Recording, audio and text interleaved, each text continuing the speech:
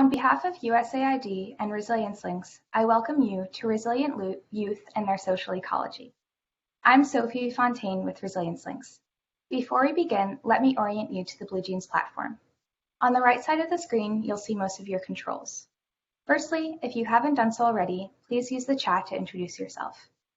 To ask questions throughout the webinar, please use the Q&A button on the bottom right. If the presentation is too small on your screen, you can use the slide bar at the bottom of the window to adjust your view. Lastly, we are recording this webinar and will email you the post-event resources shortly following the event. You can also find additional resources on resiliencelinks.org. Next slide, please. You can now see our agenda for today on your screen. Following some brief introductory remarks from John Meyer, a Senior Strategy and Impact Advisor at USAID's Center for Resilience, we will hear a technical presentation on the key concepts of youth resilience from Jane Lowicki-Zucca, a Senior Youth Advisor at USAID's Bureau for Resilience and Food Security. Afterwards, Dr. Christy Allison, a researcher and evaluator at Making Sense International, will share findings from a shocks and stressors assessment examining resilience among youth in agriculture and water systems.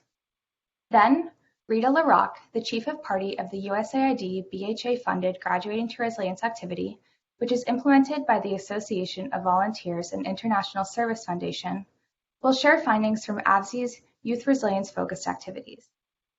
Finally, we're excited to hear from Ronald Araganyira, a former participant of AVSI's SKY project and a current community-based trainer with the Graduating to Resilience activity. We've also reserved plenty of time for a Q&A session. As a reminder, please use the Q&A button on the bottom right to share your questions. When possible, please indicate who your question is for. Thank you for your attendance today.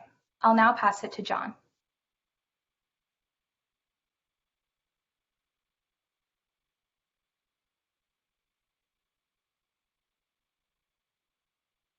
And to get the ball rolling for this great session, I've been asked to share some opening remarks, and as I usually do, I go back to kind of observations from personal experience. And this comes from my work in Ethiopia recently, where I and my team was asked to work with households who were part of the Productive Safety Net program. And so for most people involved, working with the household meant working with the male head of the household. And that's fine. These are important people in the community and in the household. But we saw a lot of exclusion there. And so, as you can imagine, how much effort it took to go beyond the male head of household to include their wives or the senior woman in the household, and all the resistance and obstacles to doing that, and having some success there. But I'm sorry, my dog is excited, also youthful. But you know, in these households, and certainly you see this if you go to visit, many children around, and adolescents and young adults part of the household. And so you look and think, what a wasted opportunity for that household. You know, the youth, quote unquote, that's where much of the energy is. Education is often better for them, and a motivation to get ahead. They're starting their adult lives and ready to get on with it. And so this became a new kind of challenge for us. Men, women, and youth all contribute to the success of the household and its resilience in the long run.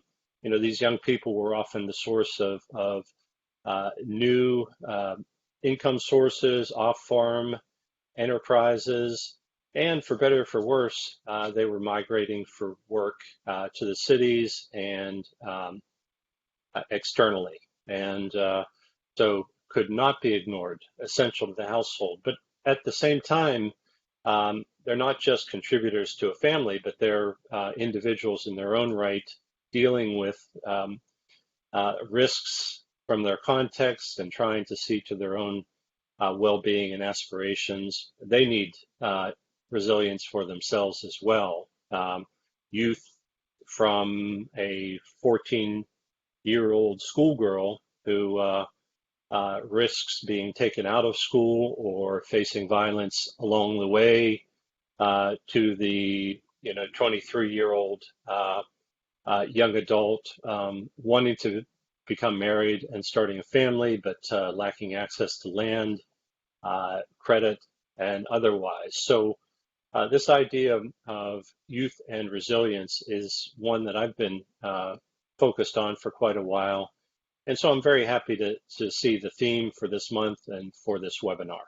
And with that, I would like to introduce the host for this session, friend and colleague, Jane Lowicki-Zucca. Over to you. Thank you so much, John and Sophie, and welcome everybody. I'm so delighted to be here. It's such an exciting opportunity to talk about youth resilience. And thank you, John, for really underscoring in a context what all of the interesting and important dimensions there are to that. Part of our approach today is, before almost all of the speakers, we'll have a little poll question, because we would like you to think about where you sit on some of the concepts that are key to the discussion today in your own experience. So next slide, please. We have a little poll, and this is on the screen, and we would ask you to give a response in the chat box if you would. And this one is a true or false question. Youth resilience is shaped by protective factors within young people themselves, within their families and other close relationships, and those within their larger social ecologies. So think schools, other important relationships. Take a minute to drop a few answers in the chat box. Thank you.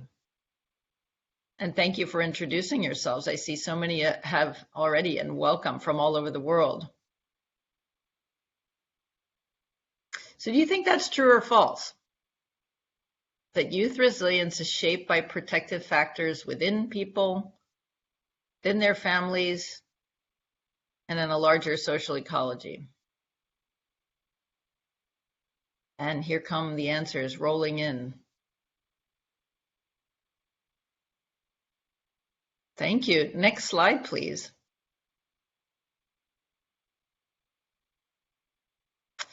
So I think we would agree with you, and we want to talk about some of those concepts today through a little framing by me. Next slide, please. My job in the lineup today is to frame some of these concepts a bit, and then we're going to hear some specific examples that really get into them in a little bit more detail. Wow, thank you so much for all of that participation. Really terrific. I see all your answers there. So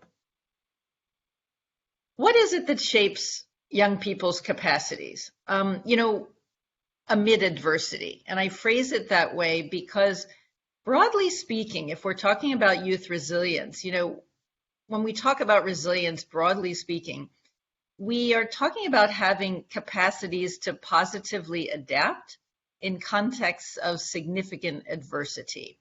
And today, in this month's Resilience Links theme, as we know, we are thinking about what shapes these capacities for diverse youth. Next slide, please. So the focus today is on youth and their social ecology.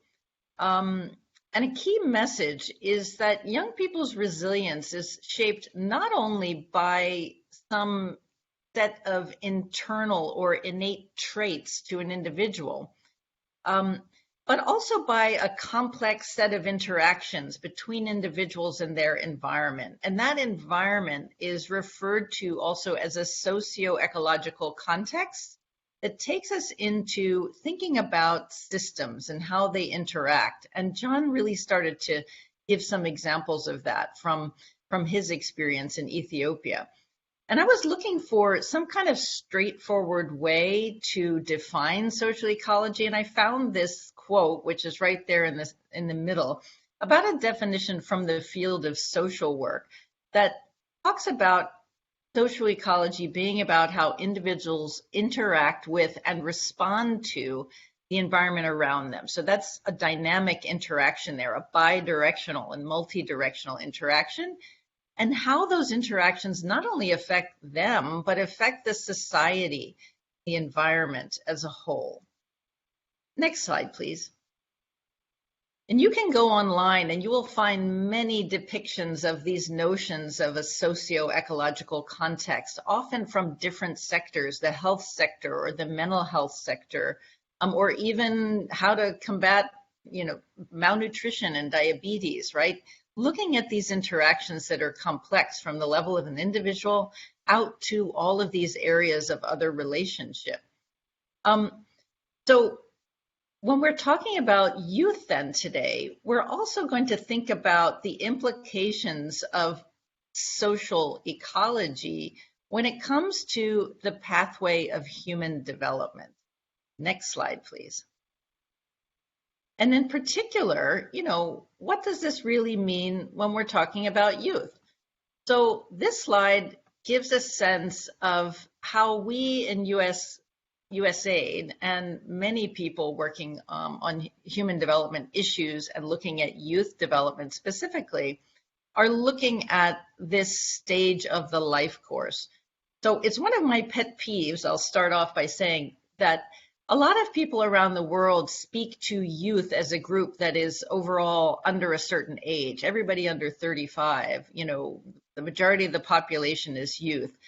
Well, no, in my perspective, and I think it's important that we stop saying that. Really, you can if you really like it, but we want to focus on what's distinct about the later stage of childhood and early adulthood, and that's always a minority of the population.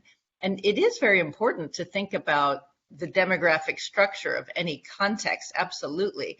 But what's more important about the reason to focus on young people, youth specifically, is because of their age and stage in life.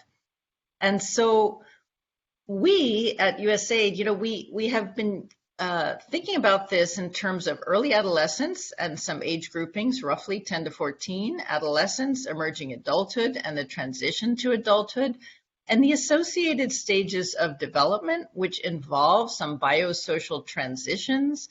There are many different cultural norms associated with that, and many different understandings of that passage from childhood to adulthood through the stage of adolescence and into early adulthood. And there are many things. This is really just a rapid brushstroke of some elements of life course thinking about adolescence and youth have to do with issues ranging from puberty and hormonal changes to the increased nutritional need associated with the growth spurt, the completion of human brain development not until the middle 20s, which also affects self-regulation, which makes young people in this age group generally more predisposed to risk-taking, for example. It's also a time when marriage and parenthood can begin, when formal education would normally end and a transition to the workforce would take place. So it's a very important moment of opportunity, particularly in ensuring young women make that transition successfully. And it's also a very diverse experience for diverse people because youth are heterogeneous. They may be differently abled. They are young men and young women. They may be in indigenous communities. They may be in rural areas and urban areas. So there's quite a lot of diversity across these contexts of how young people are also making that transition. Next slide, please. Another frame that will help us zero in on some of the concepts we're about to hear in the examples that we'll hear is the positive youth development framework. And this little diagram here comes from the youthpower.org website, which is a big flagship approach that the USAID supports to try to advance cross-sectoral attention and action on integrating support for healthy youth development. And it really talks about different elements and domains that are important for supporting young people for a healthy transition to adulthood. And those domains are agency, assets, contribution, and an enabling environment. Also, we do have an updated youth and development policy that speaks to the importance of youth access to services, opportunities for participation, and addressing systems that can serve them and engage them successfully. But assets, for example, has to do with interpersonal skills and higher order thinking skills, self-control. These are just some examples.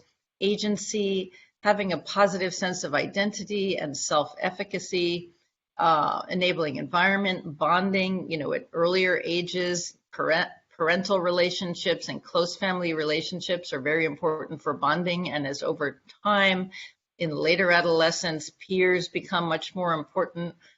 So in that enabling environment, opportunities for pro-social engagement, for example, and having policies and laws and services that are gender responsive, that are friendly for young people, and very importantly, the ability to be free from physical and psychological violence and harm.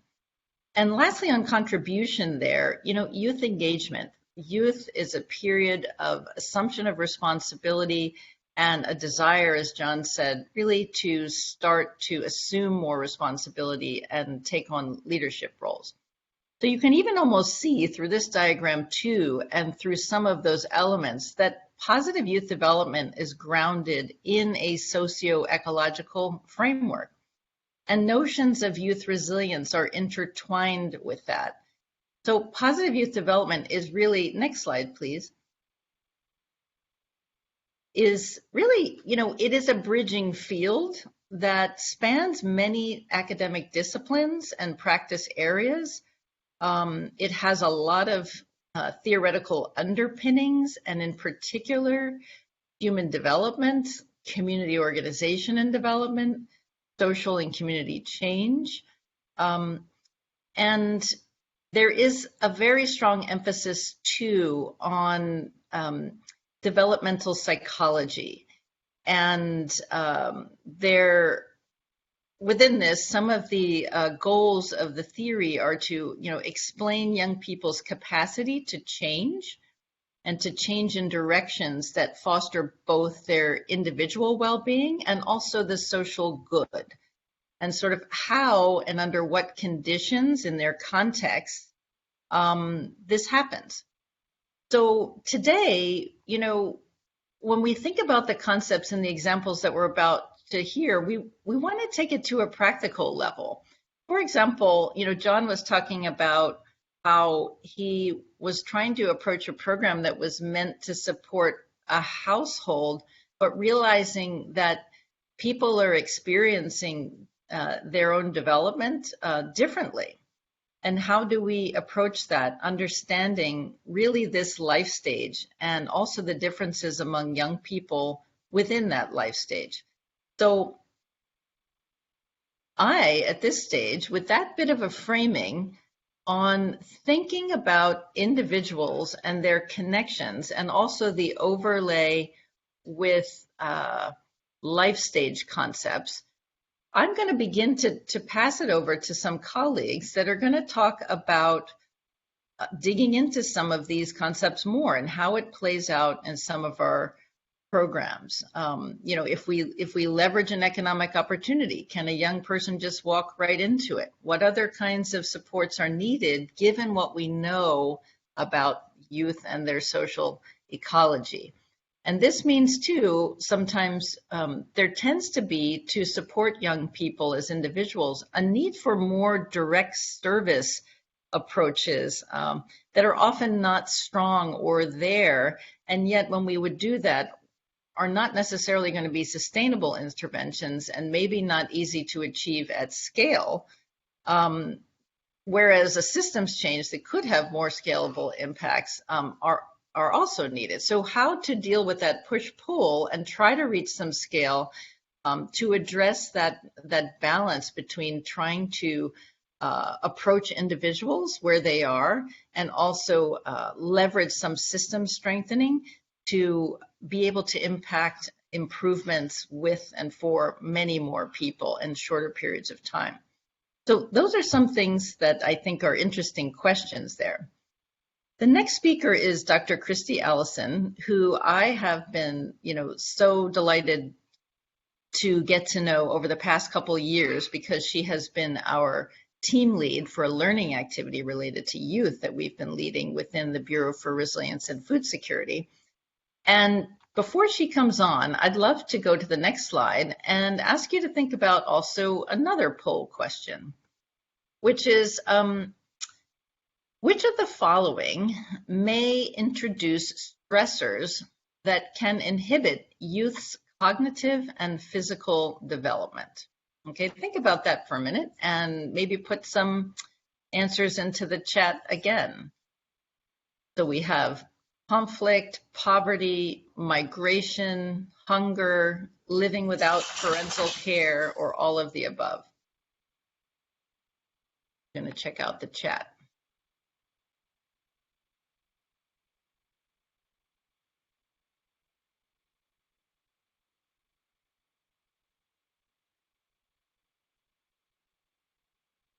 Oh, you guys are good about jumping onto that chat. I see some coming in.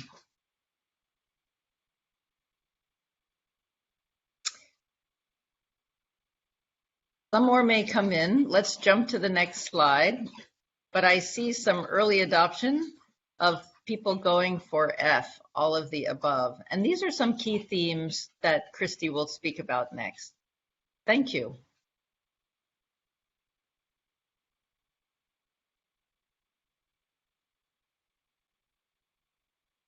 Hi, everyone. Thanks so much for taking time out of your day to join us today to hear about all of the exciting things we're talking about on youth resilience. In particular, what I'm hoping to add to the conversation is to give you a little bit of an insight into a current research project that is ongoing, in which we are looking at shocks and stressors and how they influence resilience among youth and how resilience among youth and their communities impacts their responses and how they cope with and manage shocks and stressors in their lives. As Jane mentioned, I'm the team leader for the Youth and Agri-Food Systems Learning Activity, and I'm pleased to be here with you today. Next slide, please. So as you may know, youth, who, as we look at ages 15 to 29, constitute a significant and growing proportion of the population in many USAID partner countries, in some cases up to 28%, particularly in the least developed and low-income countries, according to UN Department of Education, Economic and Social Affairs data. And as of 2019, the UN's data on progress towards the eradication of poverty also showed that youth workers were twice as likely as adult workers to be living in extreme poverty. Youth, therefore, comprise a significant portion of the population, and their ability to mitigate, to adapt to, and to recover from shocks and stresses is critical in reducing vulnerability to poverty.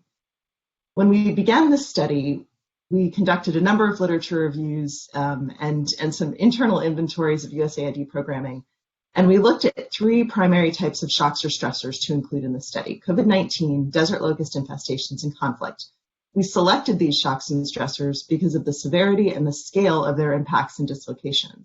Government responses to COVID have been unprecedented in scale, causing significant disruptions to regular patterns of work and income generation, food and water systems, trade and transport. And in some regions in East Africa in particular, repeated desert locust infestations have exacerbated patterns of drought and increased stresses on agri-food systems.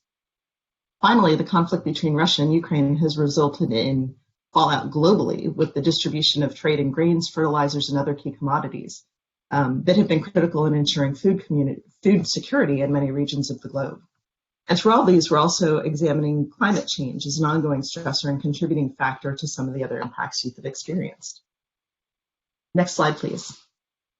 So drawing from the program inventory we conducted and 2 literature reviews that I mentioned, we framed this particular assessment looking at shocks and stressors using the socio-ecological model that Jane was explaining earlier, and we overlaid that on the resilience capacities identified in Resilience Measurement Practical Guidance Note Series 3, Resilience Capacity Measurement.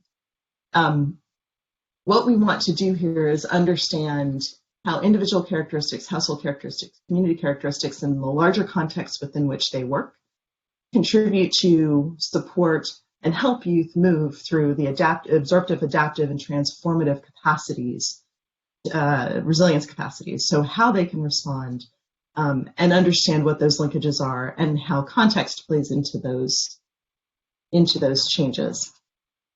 Next slide, please.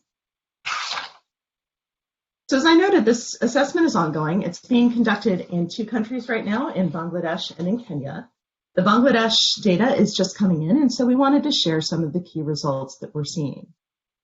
Some of the key coping strategies that youth have been using to adjust to mitigate and to adapt to all of these stressors that have been coming at them repeatedly. And I should note, Bangladesh has not had a desert locust infestation, so we're excluding that one for now.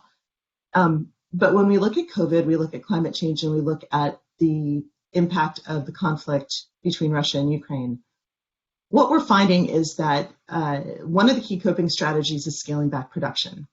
So although initially many people kept working and producing, but then inputs were becoming less and less available, particularly feed for cattle and fish. That has transitioned in the last year. It's no longer cattle and fish feed. It's more fertilizers, grains, and some of the other products that they would normally get from Ukraine or Russia. Retailers sometimes can't pay for the products that are delivered. And as one of our respondents noted and reflected, those were really painful days. We couldn't go to the market. We didn't have much to eat. We couldn't buy anything for our children. And there were days when my husband would take his produce to market only to return empty-handed because they couldn't pay him for the vegetables he delivered. Others also varied their production, going for more stable products rather than the fresh products they might have delivered. So, for example, several dairy producers spoke about how they made ghee out of milk, which lasted longer and was easier to sell than fresh milk. We also have found interesting shifts in distribution and marketing. We've had several youth note that they use their existing customer lists to begin marketing by phone and delivering door to door, including some who were delivering prepared food items instead of raw food items or raw produce. A few more also had the resources and access to the internet and were able to set up online marketing and ordering systems with door-to-door distribution. So we're seeing some innovation there, but it also is heavily dependent on the resources available to them.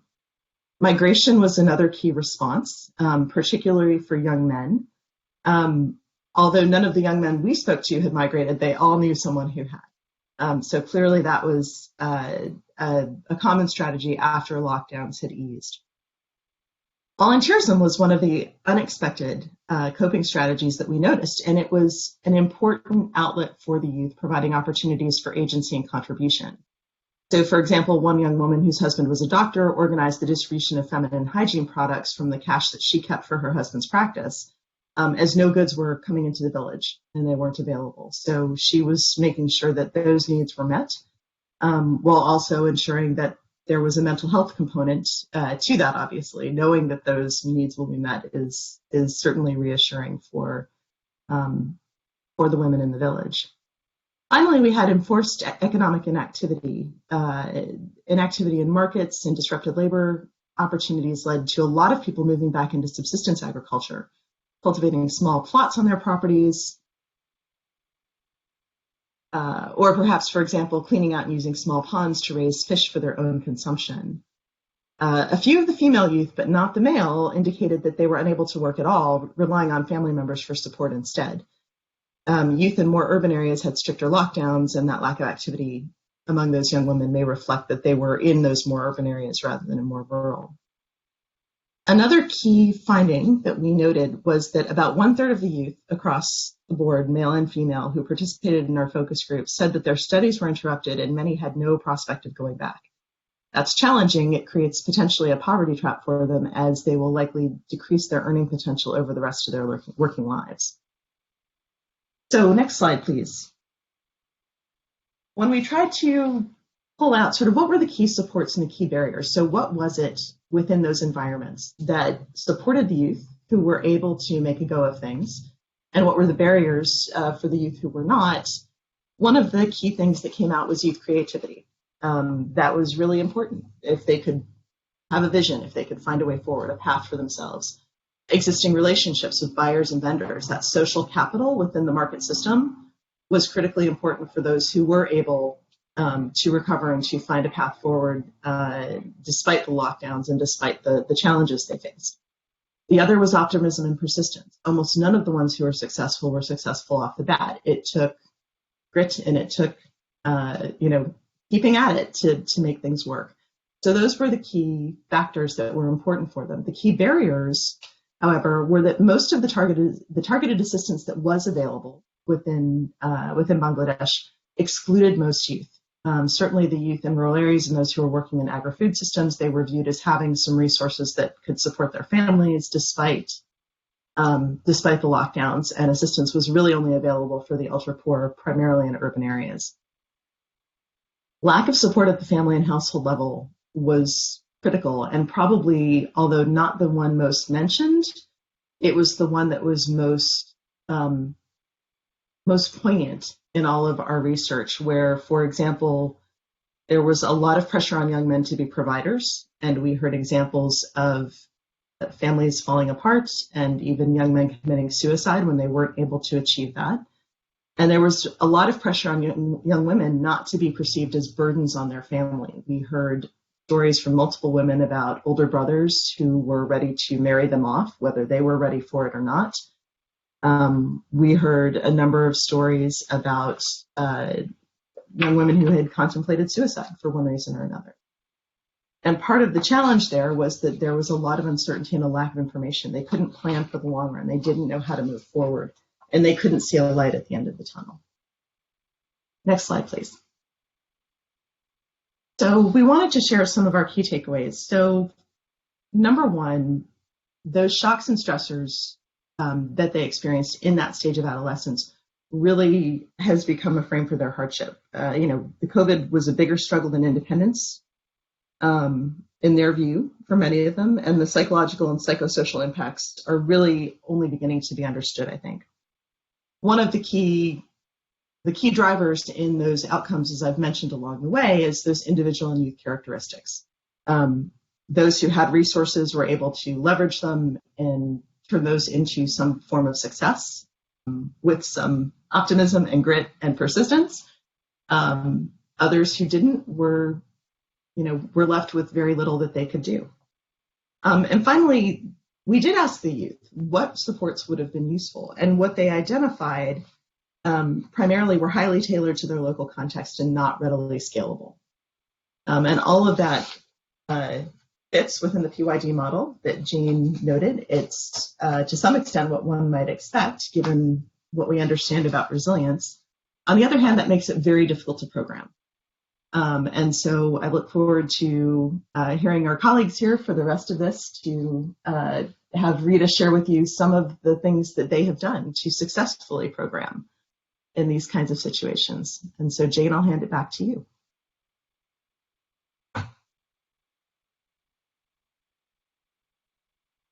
Thank you so much, Christy, and for that tremendous work, and it's ongoing, as she mentioned, and also sharing those early findings, which really, as we've heard, range from systems issues to very individualized mental health issues as well. So before we turn over to Rita, I would love you to take one more poll. Next slide, please. Oh, are we on the slide? Yes, we are.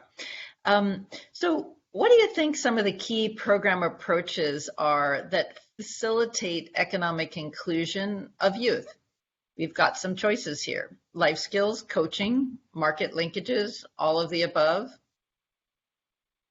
What would you say if you had to choose some of the key?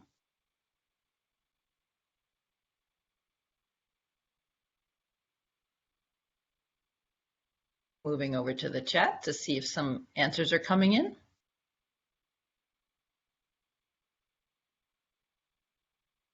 Oh, John, I see you're saying they're too easy.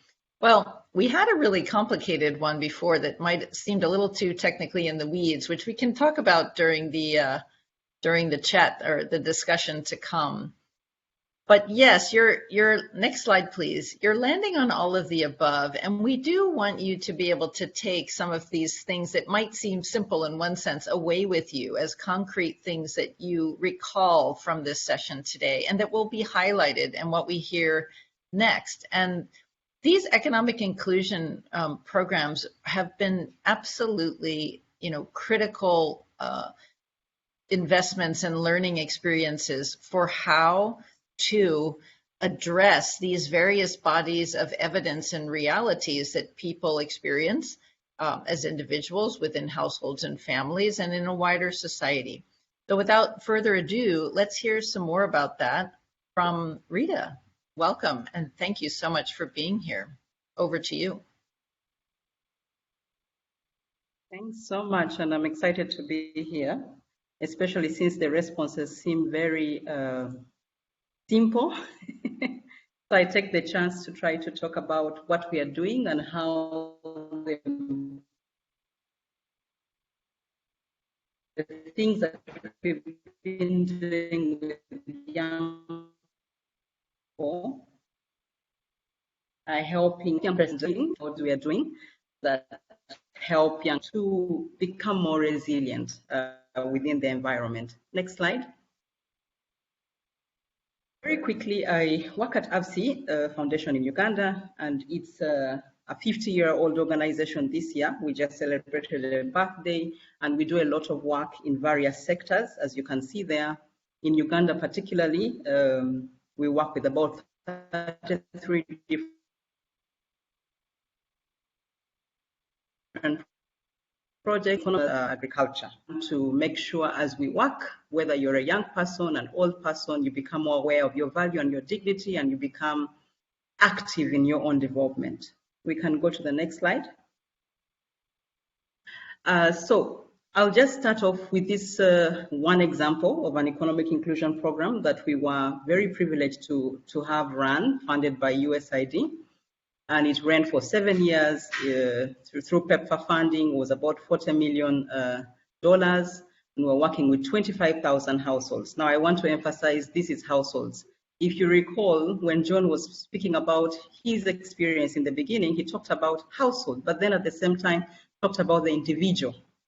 And so typically for most of the graduation type economic inclusion programs, you'll find yourself working with the household. But then the importance is to recognize that the household has individuals. And so we had about 208,000 individuals, and we were working to decrease their vulnerability and graduate them out of that. And it was implemented by AVSI in a consortium. Next slide. So what we did, just quickly, there was many activities implemented here. It was quite large, 35 districts in Uganda. And what we were trying to do was a mixture of coaching, so all the things that generally fall under economic inclusion, savings groups, financial literacy, agriculture, but targeting the household. In addition, we had something we called family strengthening. And inside the family strengthening component is where you typically see things like parenting skills training for a caregiver. When we recall what Jen was saying in her initial framing, the youth and their ecology and who is around them, the youth directly relates with their caregiver and with their siblings and with their peers.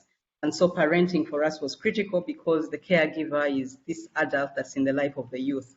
We had life skills training that was following a specific module, but basically trying to build young people's resilience around decision-making, communications, relations, social skills, and so that they can be able to respond to the stresses in their lives and still be able to be okay.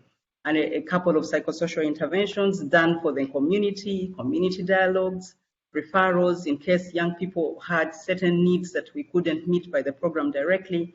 And then we also had a group of activities that you would say are economic in nature, that I was saying either financial literacy or savings. So let's just go quickly to the next slide and see what kind of things we were seeing with those results. Now, one of the things we wanted to try to see was which of the 4 or 5 things we are doing are leading us to the biggest youth resilience. And first, the main result is that 83% of the critically vulnerable households graduated, and 3 years later, 75% of them were resilient. Youth are part of the household, and as such, they are part of the graduation results we see. So that's very exciting. But one of the main things that came up was that the family strengthening activities, which I just listed in the previous slide, around parenting, life skills, the psychosocial, were critical for getting a household out of moderate or slight vulnerability to graduation. You needed to deliver that in addition to delivering all the other economic strengthening activities. If you didn't do that, you risked not having a household graduate. We also found that they helped families to maintain a graduation status. And I'll just read one quote. Each time I was afraid of raising my hand, I did not participate in class, even when I had an answer. Today I speak with confidence. So there were many of such conversations, many of such things that we were hearing from young people, and you could see that they were really related to being personally involved in their lives. Let's go to the next slide and look at another. So these are some of the other results, quite similar to what I've just spoken about: strengthen relationships, communication skills, psychosocial. And we will put for you on the chart a link to where you can look into more detail at all these results that have been published. And I would just like to end on stress management, because stressors can include stress. You look for social occasions. If you're stressed, what do? You look for these social occasions like churches, games where you can reach out to others for advice and you forget your problems. And we started seeing those kinds of feedback. Okay, so let's look at another example in the next slide. No means no. So no means no is a project also implemented, funded by the No Means No Worldwide. We implemented this for from 2020 to 2022 with 4,000 girls and boys. So what No Means No does is to try to create a rape-free world. And it does this by basically taking young people, boys and girls, through self-defense skills. And in the process, you are able to become stronger, say no when you mean no, be more assertive, be more strong. And in the end, you would say what it's doing is doing a ton of life skills activities to help young people really journey to manhood or to womanhood in a different way through the different ages and stages. Let's go to the next slide. And the experience for the youth resilience approach that we were using was basically, like I explained, verbal and physical skills to help prevention of sexual assault, reshaping boys' harmful beliefs, improve network referral, again here making sure that whatever you can't provide directly is provided through a referral, and then having as an option a survivors recovery anonymous group where they could receive emotional and psychological counseling and support. And many of the young people, over 4,000 young people that participated in the program, had extremely good results, especially when compared to the control group. So let's just look at a few results in the next slide. So in summary, there was lots of differences between, because we did an RCT to understand if the program was promoting a sense of self-esteem and self-efficacy. And as you can see in some of the graphs there, we see a lot of good self-esteem. Between the control and intervention, you see a big difference. You see a difference in the attitude around rape. Girls, people generally, young people will start saying mythically that you bring rape on yourself. Or if you don't fight back, then it's because it's your fault, really. And we see a difference in those kinds of attitudes. We see a difference in attitudes, in the way boys will treat girls, the encounter of sex or the experience of violence. We see a difference in reporting. We see a difference in how the awareness of the safety skills, and we see a big difference in esteem and self-efficacy. Let's go to the next slide. And I think in the next slide, we look at a few other graphs, basically saying the same things: a difference, positive attitudes towards gender norms, a very high likelihood of reporting violence between control and intervention, the self-efficacy, and the empowerment skills. So let's, next, please. So just wrapping it up with one last example of an economic inclusion program that we are currently implementing, funded by USAID through the Bureau for Humanitarian Assistance. Again, this is a beautiful experience where we are working again with households. But while working with the households, you go individually within the household and try to identify the 30, 60,000 individuals that you're working with and understand what is their need, what are the protective factors around them, what's the challenge, what's the opportunity, what are their resources, how can they each individually be engaged in making sure that their family gets stronger, what kind of things can I do directly for this young person. And when we are targeting, we are looking out for women or youth as a primary participant, so they directly participate in some activities. This project or activity is being implemented by AVSI with TrickleUp and American Institutes for Research, and it's being evaluated by Innovation to Poverty Action with a randomized control trial. We are trying to look at cost effectiveness of the graduation approach, or sometimes called the economic inclusion approach. And the idea is to graduate extremely poor refugee and Ugandans from conditions of food insecurity and fragile livelihood. Let's go to the next slide and see somehow what kind of approaches we are using. Typically, many graduation or economic inclusion programs will have a sequenced multi-sector approach that is time-bound. As you can see there, we deliver a group of activities, some layered on top of the others slightly different, but delivering coaching, linkages and referrals, savings and financial inclusion, consumption support that's temporary as you transition into livelihood skills training, and later on business skills through an asset transfer and an actual business and mentorship. And in the coaching component, and that's a guideline that we have, we are very happy to share these materials. They're very available online. You have an embedding of life skills training, parenting, gender, protective factors, nutrition, WASH. So what you start seeing is that the youth basically will get towards that resilience. A young person will get toward that resilience if you're combining a group of things. You have livelihood skills training, you have linkages and referrals, just like we saw with the SCORE activity, we saw with the other programs before. Let's go to the next slide and look at a few results that we are seeing. So while we are working with the household, we currently have 73% of the first cohort of households graduating out of vulnerability because of the particular individual way we do the program, the coaching, the different layered services. We also see a very strong youth self-efficacy at 96%. We try to look at the youth against the household. We see 51% of the youth viewing GBV as less acceptable, 96% of the youth in union earning cash or making joint decision-making with their spouse, diversifying their livelihoods, using the financial services, and importantly, they identify coaching. Again, coaching is where you have all the life skills embedded, being beneficial and leading them to self-efficacy. Next. And just one last slide on what are we learning and what are our reflections. Next. And it's not going to be very different from what you've been hearing from Jen, from John, and from Christy. What we see is that structured, multi-sport, multi-sectorial mechanisms or activities will lead you to building, and you can treat psychosocial distress, you can treat conflict, you can treat all poverty with these kinds of activities, and they'll keep the youth active, engaged, and participating.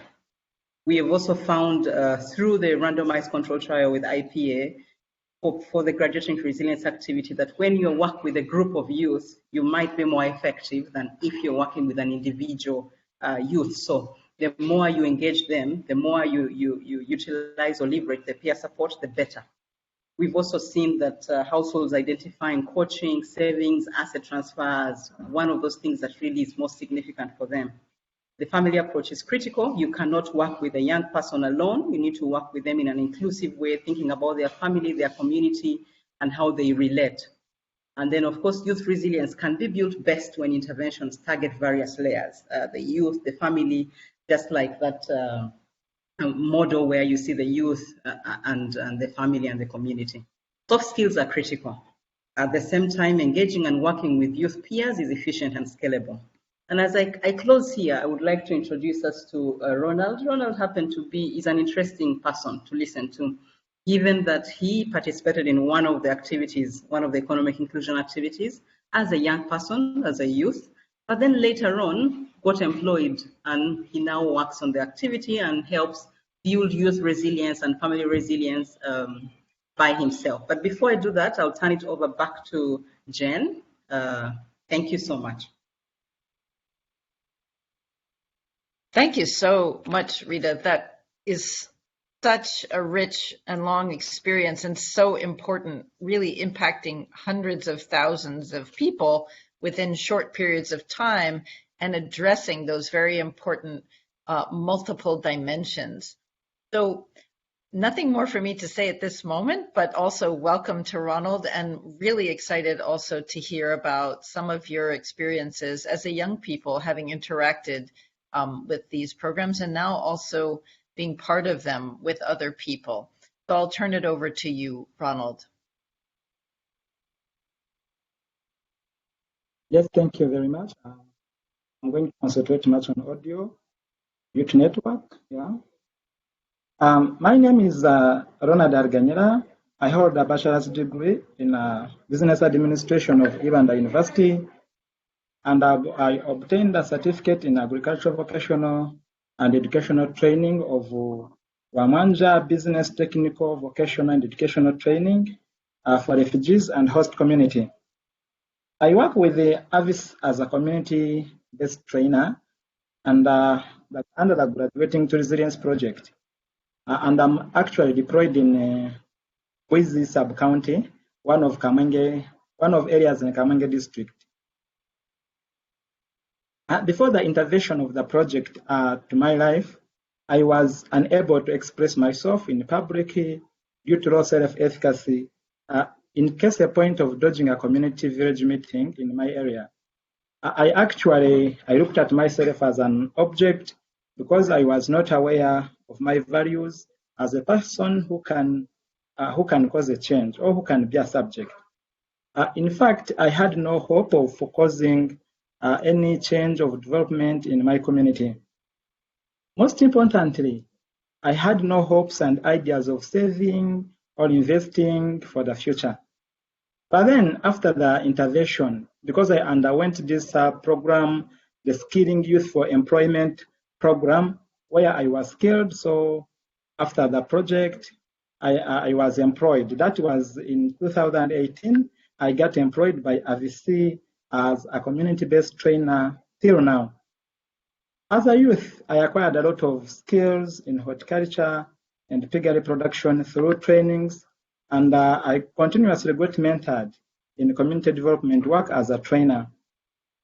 Then in 2021, I benefited from training in AVC's method of work, where I realized really I'm a subject and I can cause change because by now I knew my values as a person. I'm going to share with you a little bit of trickle effects of the program. After the program, I can now communicate. I'm a good communicator in that I can express myself in an easy way and very confident.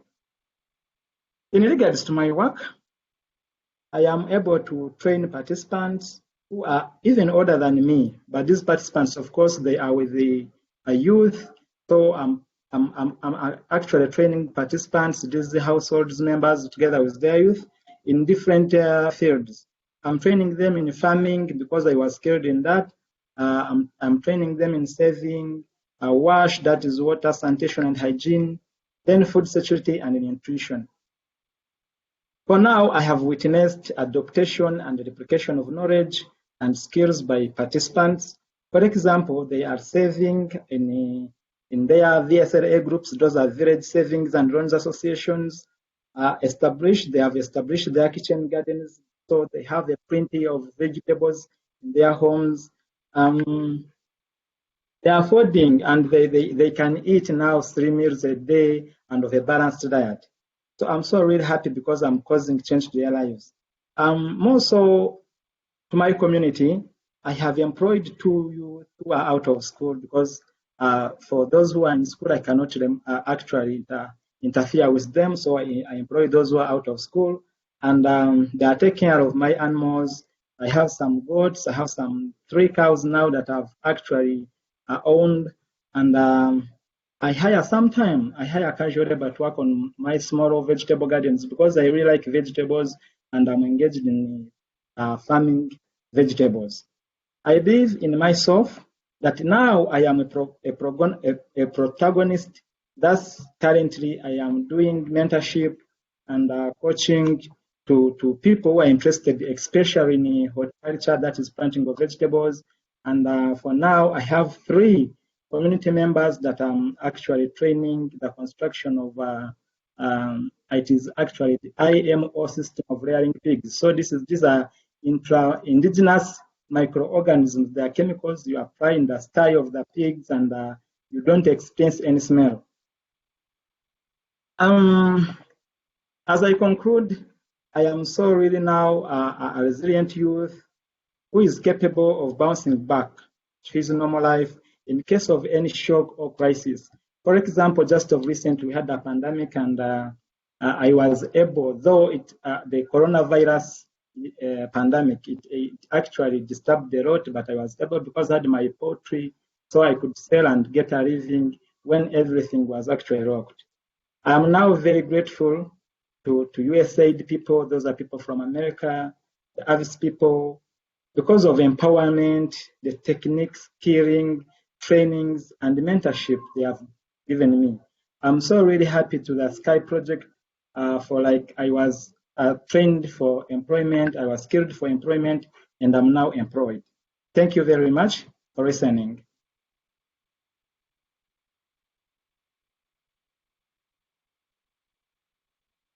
Thank you so much, Ronald, for your wonderful comments and that terrific pictures that you've painted. Hello, everyone. My name is Samantha Levine Finley. I'm here to help moderate our Q&A on behalf of KDLT and our team. So I'm going to jump right into some of the great questions we've been getting in the chat. Thanks so much, everyone, for contributing.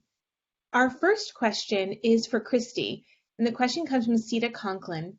The question is, I'm really interested to hear more about the push and pull factors related to providing holistic programming versus scale or systems approaches. Do we have any lessons or guidance for practitioners? Excellent question. And I think the answer to that depends on the goal you're trying to achieve. I think there's a need for both at different times. I think, youth will flourish more readily in a system that is structured well, that will support them. But it may be hard to move the system until there are, sort of an evidence pool that, this can be effective and that youth can be trusted and that they should be valued and brought into the solution. So I think there's a need for both. And if there's probably some need for simultaneous building. What you do in any particular intervention, I think, depends on the goals and how you're working with government partners, how you're working with civil society on the ground, and how you're working with other donors.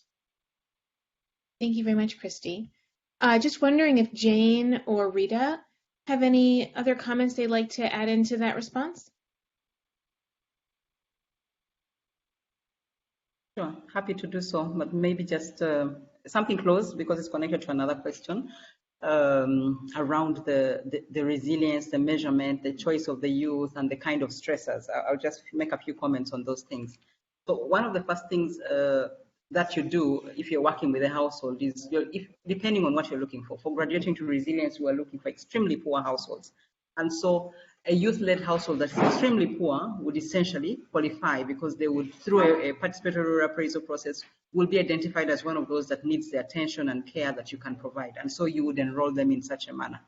With regard to how you would necessarily assess youth resilience versus household resilience, what we do generally, even if you're working with a household, is to identify unique individuals in the household, give them a code, enable them participate in different activities and measure their progress as individuals, but also as a household on different domains. And there are a number of graduation indicators that you can use that are quite related to food security, to meals, to resilience, to efficacy, and those kinds of things. So you use those kinds of tools to be able to determine how an individual is doing, but also how an entire household is doing all together. And maybe just very lastly, around the randomized control trial, in our experience, very similar to what Christy is saying, the stressors are quite similar. There is going to be conflict. If you're working with refugees, the fact that they have moved from another country, fled conflict and come to this side means there's going to be poverty, there's going to be no inclusion, maybe there's no relatives, no friends, no social connections. Those kinds of things can be stressful. There's trauma, there's psychosocial distress. And once you start addressing those kinds of stresses, and once you do, like I was describing, a multi-sectoral layered approach, tackling different components and different layers, you build somebody's capacities to directly respond to the shocks. Because the truth is, you don't even want to try to make them take away the shocks. Every one of us will experience a shock, but how we respond to that shock is what's critical. And I think that's what we try to do with the ways in which we try to work with youth. I'll stop there. Thank you so much, Rita. That's terrific. Really appreciate it. All right. We had a question from Brad Sagara, who asked for Christy and others. Did the study that you discussed examine any variation in shock profile that youths are uniquely experiencing? And relatedly, any variation in key coping strategies or sources of resilience? Thank you. Excellent question. Short answer is yes. So we looked at the 3 different types of shocks or stressors. Part of what we were trying to get, and we have it's a sequential mixed methods exploratory design. Part of what we were trying to understand is what do those shocks and stresses look like for different segments of the population. We're somewhat limited in our resources, so we weren't able to segment very much. We certainly are trying to capture gender differences, but also looking at others, looking at where they sit in the food chain, what types of crops or produce or livestock, for example, they are involved with, and looking at sort of what the resources are at the household level and at the community level.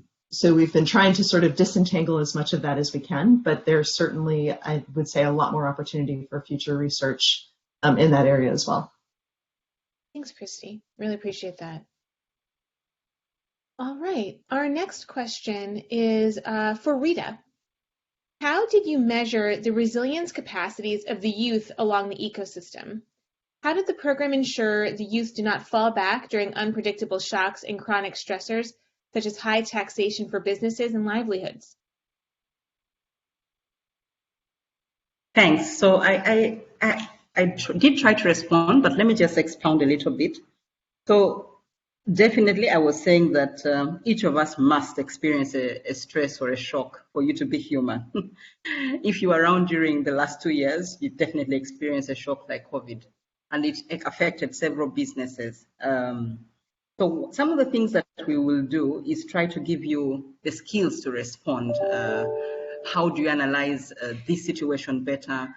Which decision do you make with a specific case? How do you use the relationships that you have acquired over the years? How do you use your communication skills, your social skills to make contact? And how do you diversify your business so that in case of a shock, you don't go down completely? So we look at making sure, for example, so while you have the skills to start a business, to manage it, we also build your skills to be able to keep it going. And then at the same time, we build your skills to look at more than one business. So if something like that happens, you lose one, maybe you lose the second, but even how you adapt around it. What we started seeing, for example, is that many of the people that had businesses that were off farm started transitioning back to farm skills. And at that time, we had done also all these farming skills. And so they just transitioned to other skills that they had, which is the right way to adapt or respond to a specific shock. We make sure that you participate in a savings group, so you have a bulk of savings for 3 to 6 months that's just there in case something happens. We make sure you're connected to a lot of peers within the group. If you're a refugee, you have another 25 to 30 people that you're talking with daily. So you have a connection to somebody. So if something happened, something went wrong, you have some place to turn to. We make sure that you have planning skills. So what we call self-efficacy, you're hopeful, you're strong enough to plan. But we also provide you connections to referral services to make sure if for sure you fell sick or some member fell sick or you had a certain difficulty with schooling, you know exactly where to go. So you have all the information that is at your hand, at your disposal. So those kinds of things make you more adaptive as a person and make you be able to be calm and to be able to respond to whatever shocks that you might experience. I hope that's helpful. Thanks so much, Rita. The terrific response. The next question is for Ronald. And the question is, could you please talk about your experience with family members and other close relationships as they changed and you changed through your engagement with the activity? All right, thank you. The intervention of the program to my family, I together with my family, really this program has helped us a lot because I actually implemented the skills the Sky project gave me, started up some kind of small work at home. After the training, I started planting vegetables. We had a training also in piggery, so I started doing piggery, and my family could now get the basic needs because I sell one piglet. I get to care for my family, plant vegetables. My family takes a balanced diet because now you know vegetables are protective foods, and I protect my family from different diseases. So my family really has been helped so much, and I myself feel so great to have undergone this training because the training has really helped me much compared to actually my university degree course. Thank you. Thank you so much for sharing that, Ronald. It's wonderful to hear. Our next question is for Rita. And the question is, the person's thanking you for the presentation and the scientific approach, namely RCT. And the question is, what specific stressors or exposure did the control face during the research and specific approaches or techniques that were used to measure graduation from food insecurity or uneconomic circumstances? Yes, I think I also kind of moved a bit around that. So the stressors are very similar to what Christy was saying. There was so one of the things around food insecurity that we were seeing was issues around dietary diversity, especially during the time of COVID. Having transportation restrictions, being unable to go to a marketplace, or being unable to sell specific things or to receive certain supplies means my business gets affected. It affects my feeding habits and my ability to make a diverse diet. But I think one of the things that really helped us was that we had done a lot of work around agronomic skills, and we were helping people start from vegetable gardens to large farms, whether as an individual or as a group, with specific enterprises that were very nutritious. So as such, you would say everybody between the control and the treatment participants, more or less everyone faces exactly the same dramatic situation during COVID, but even after COVID. Poverty, conflict, this is similar. It's experienced both by treatment and control participants. What we did, maybe very quickly around the measurement, we were measuring, so we had two types of measurement. Of course, the RCT itself, where we had a baseline, a midline, and an endline, and the evaluator was external, and they can speak more to that experience, but also happy to drop a link here shortly on some of the results you're seeing, so you can look more at the approach that was used comparing the two groups. But on the activity side, we have specific little very easy questions that a family can respond to that comes largely from your enrollment criteria. So when you're taking in people who are extremely poor or who are vulnerable, you're asking them what characterizes poverty for you, or what characterizes vulnerability, and they will tell you it's being out of school, it's being in a poor shelter, it's being eating one meal a day, it's being not able to eat a diverse diet. So those kinds of indicators, along food security, for example, or economic conditions, not having a savings, not having one type of business, those indicators characterize the entry. So those same indicators are tracked on a quarterly basis. So we go back to you and check with you and visually verify, do you have another second business? Has it grown? How much savings do you have? Because we have your savings records. What are your wash practices? Are your children in school? So those kinds of things are measured quarterly, and we can tell how you're transitioning through the years and what kind of tailored support we need to provide for you to make sure you get on track. So we did that for several quarters, and for the graduating to resilience activity, by the time we finished in the 8th quarter for the first cohort, we had 73% of those participants having met all the graduation criteria, which was very exciting given that we were implementing in the middle of COVID. I hope that's a helpful response.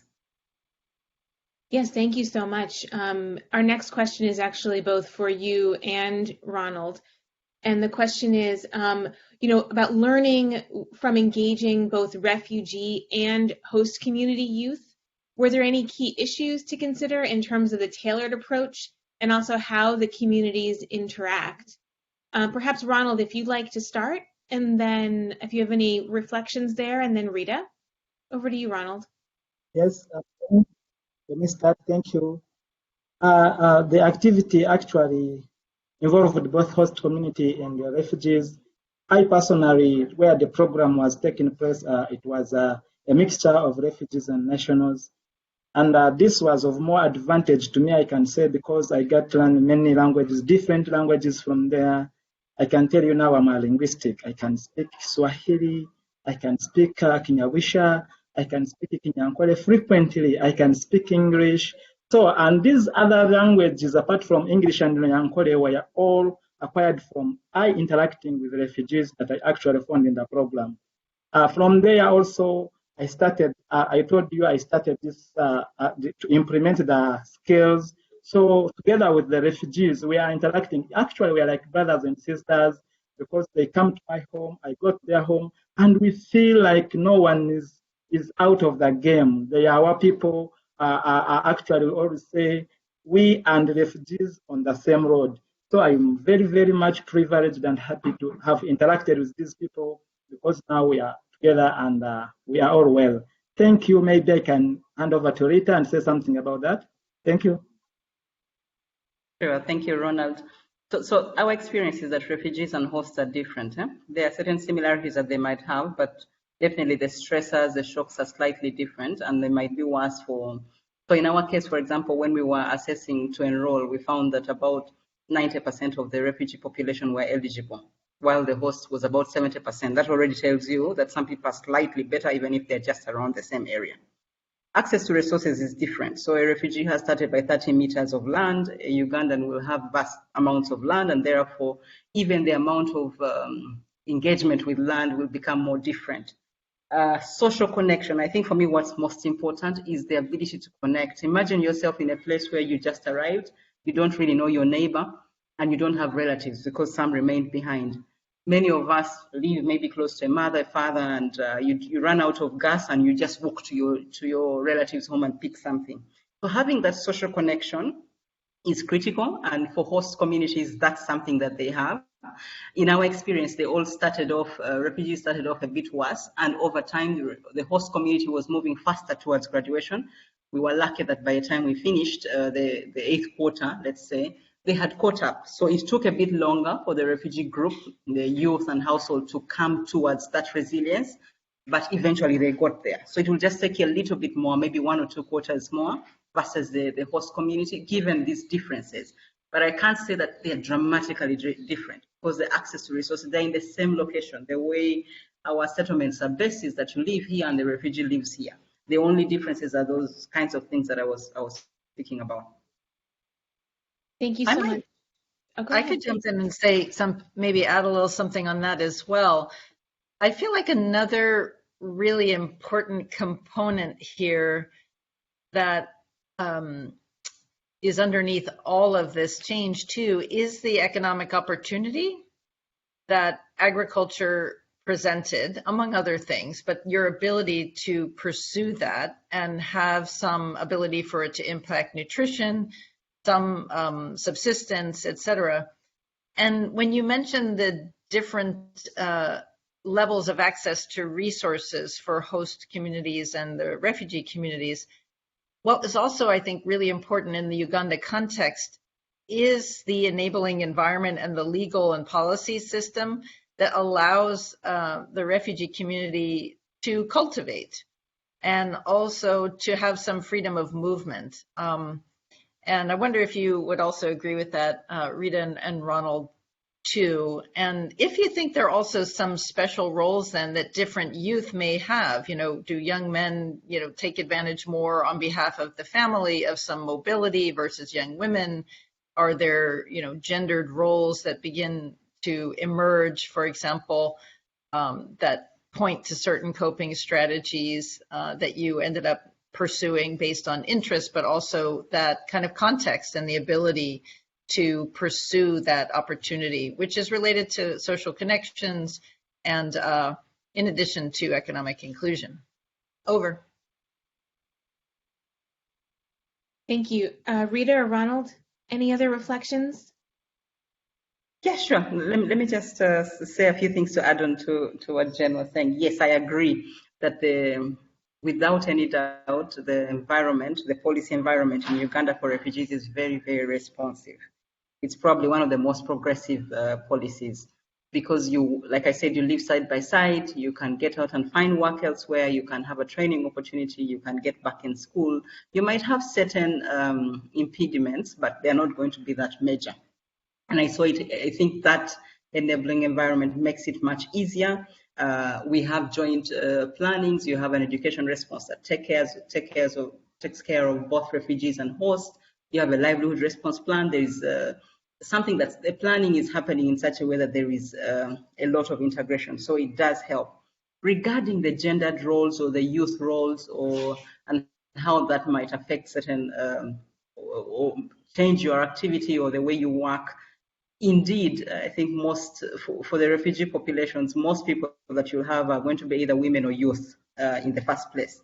And so what you have is this kind of population and then the rest will be children, with very few men being around. So most often you're going to find yourself working with young people to take up specific tasks. They are, of course, more energetic, more available. There are actually quite many. And there is a huge need. I would end by saying there is really a huge need to get them engaged, because if you don't, then you risk having them, some being out of school, not being engaged in anything particular, and just being there with energy that's really wasted. So the opportunities in mass, they are there, they are present, they are looking for an engagement, and they can...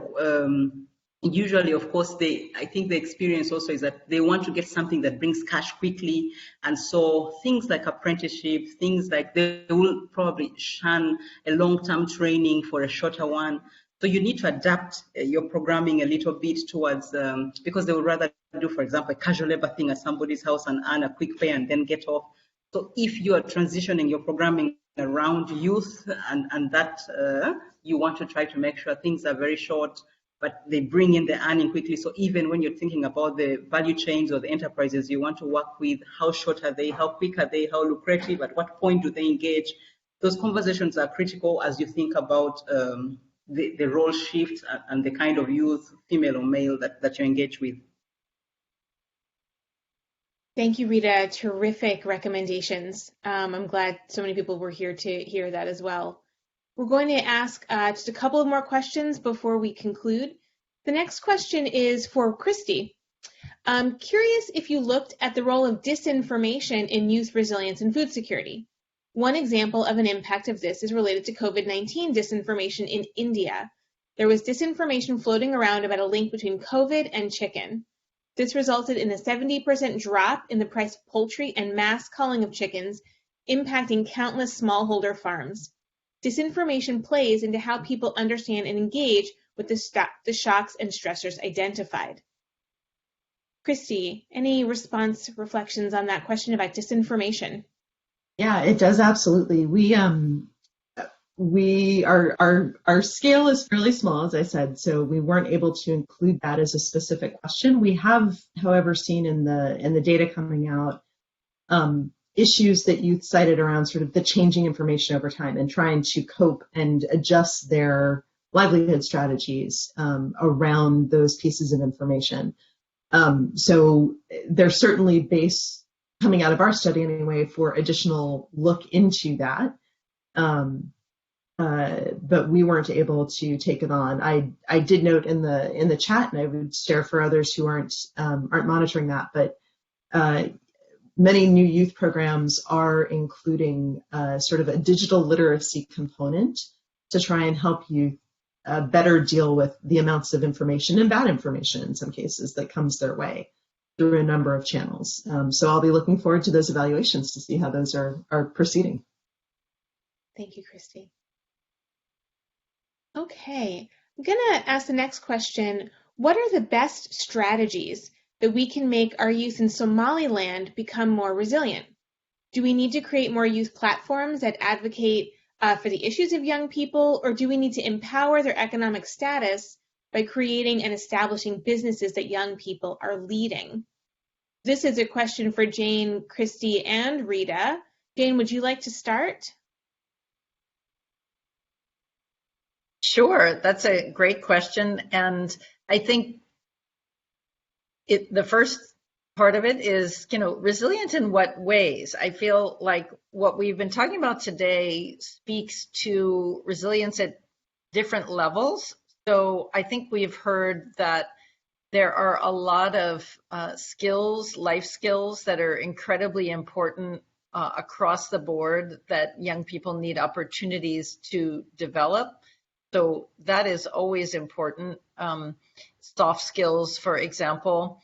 You've pointed also to economic inclusion, absolutely, the ability to have some livelihood that is viable and to be part of the economic system is a source of resilience.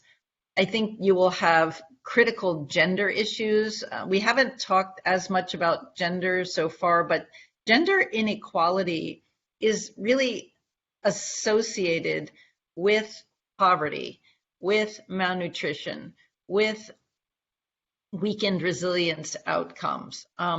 So when we're talking about adolescence especially, it is also the time when a lot of the disadvantages for young women in particular set in, particularly with the ending of formal education, if there is less progression through the formal education system.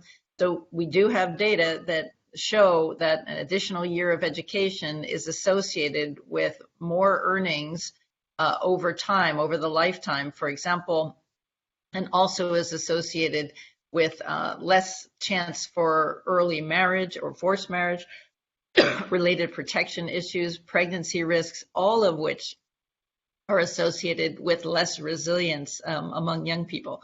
So there are a lot of different elements there. And I'll pass to the next person while I'm suddenly coughing. Thank you. Thank you, Jane. Christy, would you like to go next? Sure. There are a lot of different pathways, I think, to resilience and how youth, as Jane was saying, there are some key ones that that I think are really important. One of those, in my view, is creating space in those public arenas for youth to engage, to be viewed as productive members, for them to exercise agency, and for them to have a place of contribution. And one of the key things psychologically that happens when those things are provided is youth are able to create those relationships outside of family groups. They're able to begin to create adult connections. And that really, in many ways, is some of the research and evaluations I've conducted with youth. They talk about it as being discovered by the people in their community, people they respect, and creating that opportunity for them to be discovered and for them to be valued, I think is one of the the key ways forward. And that can be in an economic environment, it can be a civic environment. It has a number of different ways, but creating those opportunities and creating that space, in my view, would be, sort of the biggest first step you could take. Thank you very much, Christy. Rita, would you like to provide the final answer to this question? I feel like I will spoil it because I think that Jen and Christy have been so spot on that I don't want to mess it up. And I would really encourage that we use what exactly they said to work towards youth resilience. And of course, it's a very interesting topic and always exciting to talk about it forever, but I don't want to spoil what they just said. Okay. All right. Thank you, Rita. Well, with that, then I'm going to thank all of our respondents, Rita, Ronald, Jane, and Christy, for your terrific answers to these questions. There were a couple of questions that we did not get to, but the team is going to be working with this group to get them answered. And so keep an eye out on LinkedIn for responses coming to the questions that we were not able to get to. So with that, I'm going to pass it over to Jane for some closing remarks and I think a bit of a round robin. Over to you, Jane. Well, thank you so much. We just have a few minutes left. Before I go, I did just drop an interesting study that relates to the last question in the chat box that is a Mercy Corps study after a 5-year program. And the upshot is that adding opportunities for youth engagement not only led to more youth interested in uptake of education, but changed thoughts about sort of extremist thoughts about violence. And we don't always want to just think about youth in terms of their propensity for violence, et cetera. But I do think that was an important one, and it was from that region. So a few closing remarks from me. Honestly, I've heard so many important points that I hope will be key takeaways for you today. I want to stress that we try to really send the message that youth are not monolithic. They live multidimensional lives. They're in a dynamic period of change in their own lives.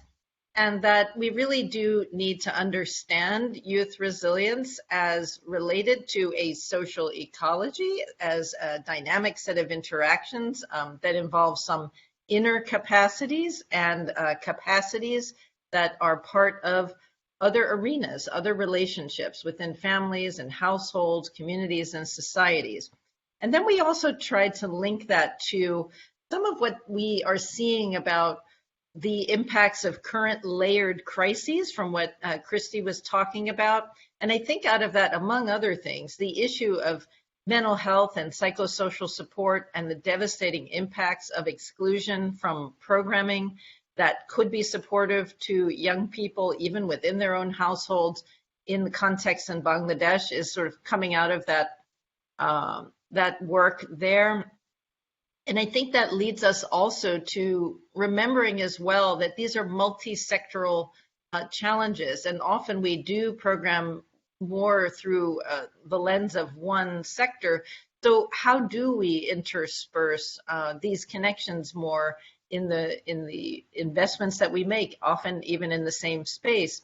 And we heard from Rita and Ronald really some important work that I think really addresses those kinds of push-pull, the nexus there through more tailored services that we didn't talk so much about it, but in a sense, it's strengthening what is not yet strengthened also in that environment, which is sort of a social services workforce that also not only looks at some psychological issues and family-based issues, but can very much directly link to wider economic and policy circumstances. And again, do that with very strong research and hypotheses that really look at theories of change at a more complex level, that look at those differences. And I loved hearing things about, in the different examples, about the need to engage young men and also older men in issues, gender issues that are important, that particularly impact women and girls. And also that point about having an economic opportunity space that also allows for some of the steps that are needed to emerge from poverty and take skills that have been gained, critical coping skills, critical life skills, and apply them. And Ronald, your example of just your own change trajectory and then being able to engage others. I have seen this over and over across so many contexts over decades of work with young people, that multiplier effect of young people working with others and just how that impact grows dramatically person to person. So with we're at the end of our time. If one of our group, I might ask Ronald, if you have one final message in 30 seconds you'd love the audience to take away about something to take home on youth resilience, I'd love to turn that last word to you. Oh, yes, thank you very much.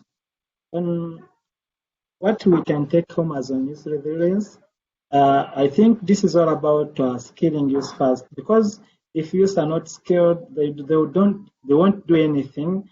And the other things, the mentorship and whatever also helps us so much.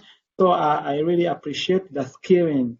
The skilling should be taken as key, because if you're not skilled at all, you may not do anything. So my youth out there, please do not feel like you're left behind.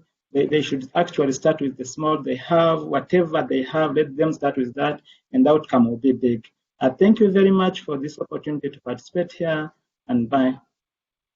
Thank you so much. Thanks to the organizers and to you, wonderful audience, for joining us today, and to all the speakers. Thank you so much. Youth Forward.